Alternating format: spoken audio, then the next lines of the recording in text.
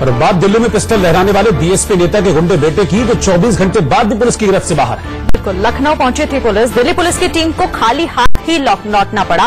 Police ने घर के नौकरों से भी इस बाबत पूछताछ की। तो वहीं आशीष पांडे के नेपाल फरार होने की आशंका के चलते यूपी एसटीएफ नेपाल बॉर्डर से लगे हुए बस्ती और महाराजगंज जिले में भी पहुंची।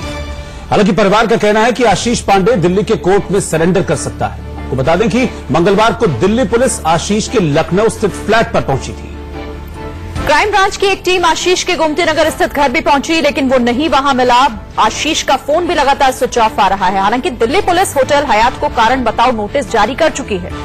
आपको बता दें कि दिल्ली के 5 स्टार होटल हयात के बाहर पिस्तौल लहराकर आशीष पांडे ने कपल को जान से मारने की धमकी दी थी। इस मामले में दिल्ली पुलिस ने आशीष पांडे के खिलाफ आर्म्स एक्ट के तहत केस दर्ज कर लिया है। और इसी खबर पर ज्यादा जानकारी के साथ हमारी दो सहयोगी हमारे साथ जुड़ रहे हैं। दिल्ली से कुमार सोनू और साथ ही लखनऊ का भी रुख करेंगे, वर्णित गुप्ता हमारे साथ वहां से जुड़े हुए हैं। सबसे पहले कुमार सोनू, आपके पास मैं आना चाहूंगी, जानना चाहूंगी कि आखिर अब तक पकड़ना राकेश पांडे को, आशीष पांडे को इतना मुश्किल क्यों हो रहा है?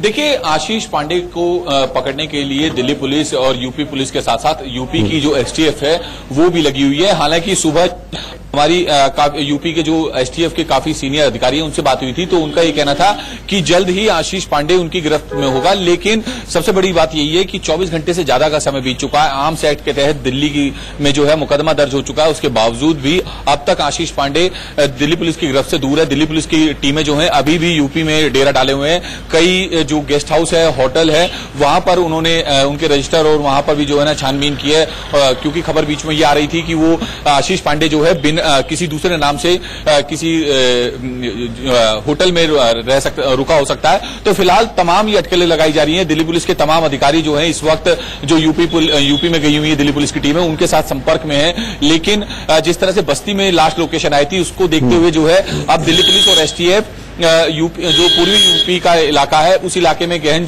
छानबीन कर रही है, क्योंकि राकेश जो आशीष पांडे है उसके पिता का वहां पर उस इलाके में दबदबा है। तो लिहाजा अब तमाम कोशिशें जारी की जा रही है, लेकिन अभी तक बड़ी कामयाबी जो है ये कहें कि दिल्ली पुलिस के हाथ अभी तक नहीं लगी है। जी ठीक है कुमार, आप बने रहिए। वर्णित के पास हम चलते हैं। वर्णित, अभी घर वालों से भी पूछताछ इस सिलसिले में की गई है। उनसे पूछताछ में क्या कुछ चीजें सामने आ रही है और ये भी पता चल रहा है कि शायद हो सकता है कि वो नेपाल बॉर्डर क्रॉस करके नेपाल भाग गया। देखिए, जैसा आपको बता दें कि अभी इस पूरे मामले में जैसे कल दिल्ली पुलिस की टीम यहां पहुंची थी संतुष्ट के अपार्टमेंट में, उन्होंने वहां पे जो नौकर हैं आशीष पांडे के उनसे बातचीत किया। साथ ही साथ सीसीटीवी फुटेज जो है वो भी खंगाला गया, क्योंकि गार्ड्स ने बताया था कि सुबह ही वो निकल गए थे, तो उनका गाड़ी का नंबर और ये सारी चीजें जो है आगे डिटेल फॉरवर्ड की गई है।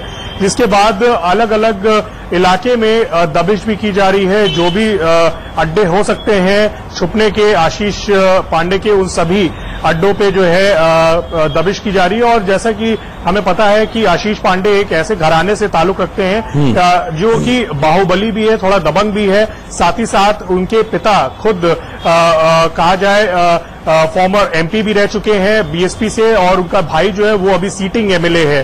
तो कहीं ना कहीं रसूख जो है वो पूरा दिखाई दे रहा है इसके अंदर, इसीलिए शायद अभी पुलिस को मुश्किल हो रही है उन्हें पकड़ने में। लेकिन एसटीएफ के साथ चर्चाएं ये भी है कि शायद जो आशीष पांडे है वो दिल्ली कोर्ट में सरेंडर कर सकता है, ऐसी चर्चाएं हैं। बहुत बहुत शुक्रिया आप दोनों का इस खबर पर हमारे साथ जुड़ने के लिए।